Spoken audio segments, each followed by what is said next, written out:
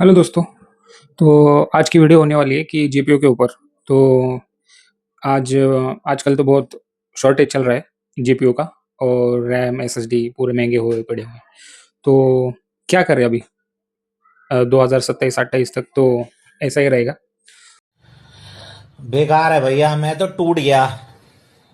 तो हमें क्या करना चाहिए, क्या सावधानी बरतनी चाहिए? जीपीयू रैम वगैरह अब पुराने भी मिलते हैं मार्केट प्लेस ओएलएक्स पे, आप देख सकते हो। तो क्या करना चाहिए हमें कि स्कैम ना हो अपने साथ?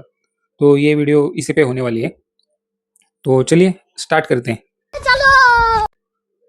तो दोस्तों, पहली बात तो रैम वगैरह आप टेस्ट वगैरह करके ले सकते हो, उसमें कुछ दिक्कत वाली बात तो होती नहीं है। तो मेन प्रॉब्लम कहाँ आता है? मदरबोर्ड और इसमें जीपीयू में। तो इन दोनों में क्या क्या आपको सावधानी बरतनी चाहिए, वो मैं आज आपको बताने वाला हूँ। तो ये पूरा वीडियो अंत तक देखिए, तो आपको बहुत सारी बातें क्लियर हो जाएंगी कि कहाँ से लेना है, कैसा लेना है, क्या चेक करना है। ये सारी बातें मैं आपको आज बताने वाला हूँ।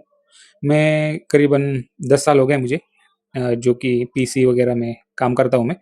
पीसी के हार्डवेयर, सीसीटीवी वगैरह काम करता हूँ मैं।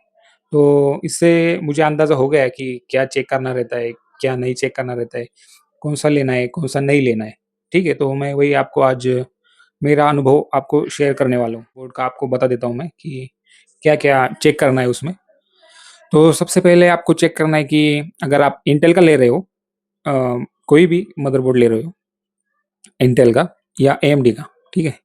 जो नए वाले एएमडी के आते हो, और जो पुराने वाले अभी भी चल रहे हैं, और वो भी, उसमें क्या-क्या आपको दिक्कत आ सकती है, मैं आपको बता देता हूँ। मेरे साथ भी होता है कभी-कभी ऐसा कि मैं लेने जाता हूँ और वहाँ तो अच्छा चलता है, लेकिन जब मैं घर पे लेकर आता हूँ, टेस्टिंग वगैरह पूरा करता हूँ, तो छोटी-छोटी ऐसी गलतियाँ मिलती हैं मुझे कि मैंने वो देखी नहीं होती, ठीक है? तो क्या करना है, जब भी आप मदरबोर्ड या जीपीयू देखने जाओगे, तो आपको पूरा चेक करना है ऊपर से नीचे तक। बारीक से बारीक डिटेल आपको देखनी है कि कहीं स्क्रैच वगैरह तो नहीं है। कई बार क्या होता है, छोटा-सा स्क्रैच रहता है, तो वो नीचे के जो ट्रैक्स रहते हैं, वो टूट जाते हैं उसमें। छोटा-सा स्क्रैच भी अगर हो ना, तब भी वो ट्रैक डैमेज हो जाते हैं। तो उस ट्रैक की वजह से आपको, तभी तो आपको दिक्कत नहीं होगी, जब आप उस पे फुल लोड दोगे, गेमिंग वगैरह खेलोगे, एडिटिंग वगैरह करोगे, तब आपको दिक्कत होगी, ठीक है? तो पूरा चेक कर लेना है।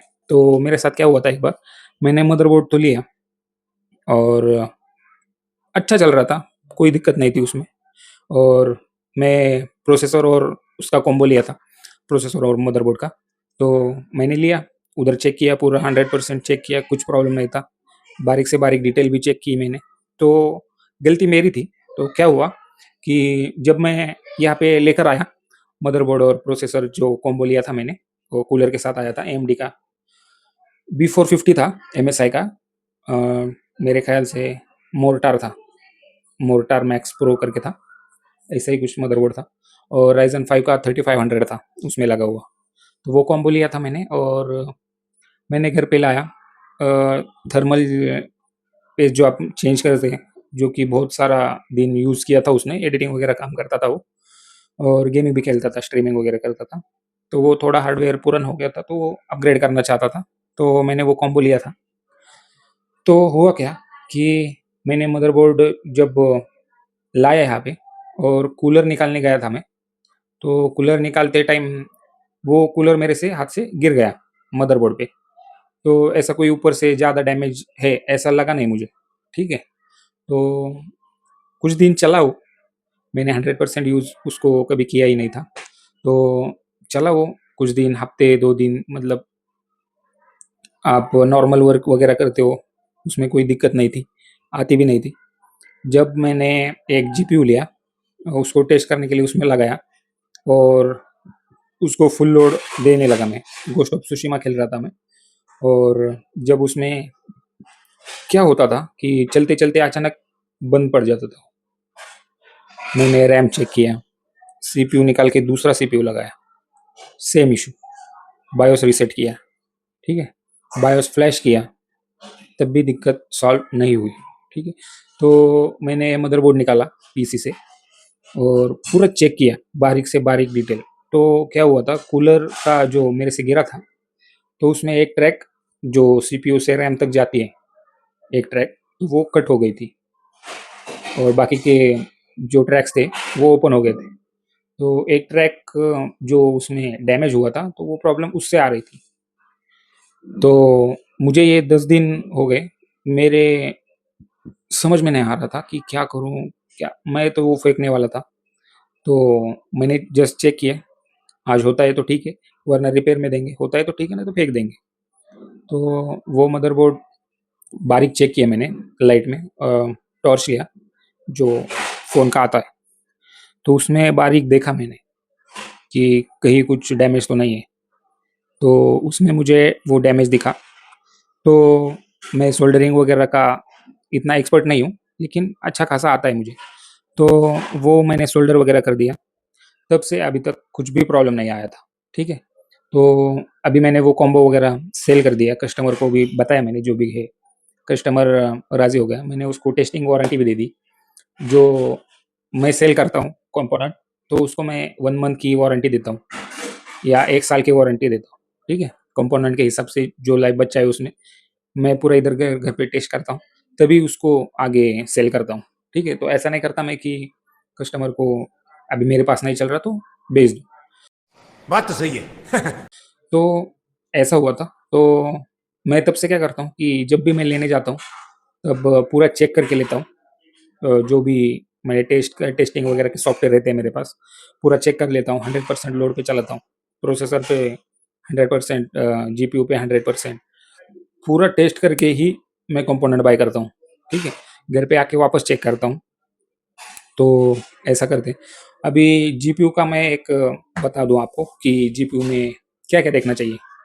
तो जीपीयू में क्या देखना चाहिए आपको, पहली बात तो ये कि पुराना रहता है, टेस्ट करो आप उसके सिस्टम में कि कैसा चल रहा है, टेम्परेचर कैसा चल रहा है, कोई आर्टिफैक्ट तो नहीं आ रहे, लाइन्स वगैरह तो नहीं आ रहे, ठीक है। तो क्या होता है मालूम है क्या, कभी कभी एक ही पोर्ट हम यूज़ करते हैं ज़्यादातर मॉनिटर में, दूसरा पोर्ट जब आप यूज़ करने वाले पहले बार लगाते हो, तो जो उसमें डस्ट या कार्बन जमा होता है, तो उससे क्या होता है कि कभी कभी हो जाता है वो कि लाइन्स वगैरह आते हैं, ब्लैक डिस्प्ले आता है या डिस्प्ले ही नहीं आता। तो उसमें आप कहते हो कि ये पोर्ट खराब है या जीपीयू खराब है, ठीक है। तो वैसा नहीं होता। तो पूरे पोर्ट चेक करो आप कि कैसे, आप 2-3 बार निकालो, वापस लगाओ उसमें स्लॉट में, तो वो डिस्प्ले दे देगा। फिर भी नहीं दे देता, तो कोई ऐसी दिक्कत वाली बात नहीं है। आप उसको बताओ, पैसे कम करो, एक पोर्ट चल रहा है तो ठीक है, ऐसा कोई दिक्कत वाला बात नहीं है। अगर टेम्परेचर अगर अच्छा हो और कोई इश्यू नहीं है उसमें, क्लीन कंडीशन है, सिर्फ पोर्ट का प्रॉब्लम है, चेंज भी कर सकते हो आप, अगर आपको मल्टीपल मॉनिटर चलाने हैं तो। दूसरी बात मैं आपको बताना चाहता हूँ कि जो मदरबोर्ड रहता है, जो प्रोसेसर लगा होता है उसमें, आप खोलोगे बैक प्लेट, तो उसमें आपको दिखेगा कि जो चिप रहती है, जो ग्राफिक्स कार्ड की मेन चिप रहती है, तो उसके पीछे जो छोटा-छोटा कंपोनेंट रहते हैं ना, तो उस पे आप गौर कीजिए कि ये ज़्यादा मतलब ब्लैक तो नहीं है। क्योंकि क्या होता है मालूम है क्या, 100% यूज़ कुछ-कुछ करते हैं, माइनिंग में भी यूज़ हुए रहते हैं। तो वो चेक करना ज़रूरी है। और जो माइनिंग में यूज़ हुए रहते हैं, तो उसकी प्लेट भी ज़ंग खाई होती है और उसके पोर्ट भी वैसे ही ज़ंग खाए होते हैं, ठीक है? तो कंटिन्यू वो ओपन रहते हैं। कुछ-कुछ लोग बहुत उसकी क्या बोलते हैं उसको? काळजी घेते हैं। क्या बोला तूने? मराठी में बोलते हैं काळजी घेते हैं, तो हिंदी में उसको बहुत मेंटेन करते हैं, ठीक है? तो ऐसा। और आप देखो उसमें कि कैसा लग रहा है आपको, वो पूरी टेस्टिंग करो, फर्माक टेस्ट करो, उसका वीरैम टेस्ट करो, ठीक है? 100% लोड पे गेम खेल के देखो, ठीक है? वो तो खेलने देगा नहीं अगर कुछ प्रॉब्लम होता है तो। अगर कोई भी आपको ऐसा लगे कि भाई ये उसमें दिक्कत है, उसको नज़रअंदाज मत करो, क्योंकि जीपीयू एक हम मेहनत से कमाते हैं पैसा और उसमें लगाते हैं, ठीक है? तो वो पैसा वेस्ट हो जाता है। मेरे साथ 2-3 बार हुआ रहता है। तो मैं आपको यही कहना चाहूँगा कि आप ऐसा डिसीजन मत लो कि आप लॉस में जाएं। तो उसको चिप को भी एक बार देख लो, जो अगर वो खुलने को दे रहा है आपको, तो थर्मल पैड वगैरह भी उसके चेक करो कि कैसे है वगैरह, तभी वो कार्ड आप ले सकते हो। मैं तो चेक करता हूँ ये सब, या नहीं किया होता वो चेंज तो मैं कर लेता हूँ। और तीसरी बात, जो पिन्स रहती हैं गोल्डन पिन्स, वो आप देख लो कि वो ज़्यादा डैमेज वगैरह तो नहीं है, या उसे बहुत स्क्रैचेस वगैरह रहते हैं वो होने नहीं चाहिए, तो वो आपको जीपीयू नहीं लेना है। और एक चीज़ मैं आपको बताना चाहता हूँ कि उसके फैंस भी चेक करना है आपको कि आवाज़ तो नहीं कर रहे, ठीक है? बेयरिंग खराब होती है। मेरे दोस्त का भी ऐसा हुआ था कि 1060 था गैलेक्स का, उसने लिया और हमने चेक किया, वो ऐसा रख के टेस्ट करते हैं, मालूम है ना? तो पीसी तो अपना ऐसा रहता है ग्राफिक्स कार्ड, और वो टेस्टिंग करने के लिए ऐसा टेस्ट बेंच रहता है कि ऐसे रहता है ग्राफिक्स कार्ड, तो फैन का कोई आवाज़ नहीं आता। तो ऐसा ही हुआ मेरे दोस्त के साथ। तो सेलर जो कि मेरे पहचान का था, तो उसने उसको वारंटी दी थी, 7 डेज़ की वारंटी रहती है जीपीयूज़ को। तो उसने आने घर पे आने के बाद देखा कि फ़ैन का आवाज़ आ रहा है, नहीं क्या? तो उसका क्या हुआ था कि बेयरिंग थोड़ा-सा लूज़ था। तो मुझे पता है कि वो क्या करना है, क्या नहीं। तो उसे पता नहीं था, वो घबरा गया कि अभी क्या करूँ? मैं तो फँस गया, वो लेगा भी नहीं। उसने उससे पूछा था, जो कि मेरा फ्रेंड था, कि ऐसा-ऐसा है प्रॉब्लम, आप देख लो। वो बोला कि मैं आपको फ़ैन रिप्लेस करके देता हूँ, लेकिन टाइम लगेगा हफ़्ता डेढ़ हफ़्ता। तो वो क्या बोला कि अभी अभी तो ग्राफिक्स कार्ड लिया, एक तो मुझे रिफंड दो, या तो मुझे तुरंत जो भी है फिक्स करके दो, ठीक है? तो क्या हुआ कि मैंने उसके घर पे गया मैं, और चेक किया क्या हुआ है क्या नहीं, ठीक है? तो थर्मल पैड भी उसके खराब हो गए थे, तो मैंने उसे सजेस्ट किया कि सर्विसिंग कर ले भाई, पेस्ट चेंज कर, थर्मल पैड चेंज कर, और जो भी है उसका फैन रहता है ना, उसकी बेयरिंग चेक की मैंने, और उसमें थोड़ा-सा ढीला था वो, अंदर पुश किया मैंने, तो प्रॉब्लम सॉल्व हो गया। ठीक है? तो ऐसी छोटी-छोटी अ, गलतियाँ होती हैं बाइंग के टाइम पे। मैं भी था, मैंने चेक नहीं किया इतना कि आवाज़ आ रही है या नहीं। वो ग्राफिक्स कार्ड ऐसा था लगाया हुआ, तो उसका आवाज़ ही नहीं आ रहा था। जब ऐसा हुआ तब वो जो हीट सिंक रहता है पीछे वाला, तो उससे टकरा रहा था वो। तो यही कहूँगा मैं कि क्या चेक करना है और क्या नहीं। यही था आज का वीडियो। तो आपको कैसा लगा ये वीडियो? आपको मैं इतना बड़ा वीडियो मैंने अभी तक बनाया नहीं, और मेरा हिंदी इतना अच्छा भी नहीं है, थोड़ा-थोड़ा अटकता हूँ मैं। तो चलो, अभी मिलते हैं अगले वीडियो में। तब तक के लिए बाय, और चैनल को मेरे सब्सक्राइब करो। ऐसी ही टिप्स वगैरह मैं लाता रहूँगा, और जो भी आपको प्रॉब्लम आता है वो कमेंट कीजिए। मैं आपको रिप्लाई देने की कोशिश करूँगा 100% मेरे से। जो भी आपका प्रॉब्लम है पीसी का, वो कमेंट में लिख दीजिए कि क्या प्रॉब्लम आ रहा है, क्या नहीं, ठीक है? या एनी डेज़ से सॉल्व हुआ तो मैं एनी डेज़ से आपका ले लूँगा, एनी डेज़ से सॉल्व कर दूँगा फ्री ऑफ कॉस्ट, जो कि सब्सक्राइबर है मेरे। तो चलिए, मिलते हैं अगली वीडियो में। तब तक के लिए बाय। सब्सक्राइब कीजिए और शेयर कीजिए, जो नहीं जानते कि क्या चेक करना रहता है और क्या नहीं चेक करना रहता।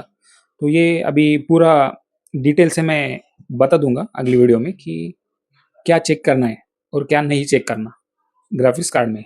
या आप ओल्ड भी पीसी लेते हो, तो ओल्ड पीसी पे मैं आपको वीडियो बना दूँगा कि क्या चेक करना रहता है जब भी आप पीसी लेने जा रहे हो, गेमिंग पीसी हो या ऑफ़िस पीसी। तो क्या चेक करना रहता है उसमें, वो पूरी डिटेल मैं आपको बता दूँगा, ठीक है? तो मिलते हैं अगली वीडियो में, बाय।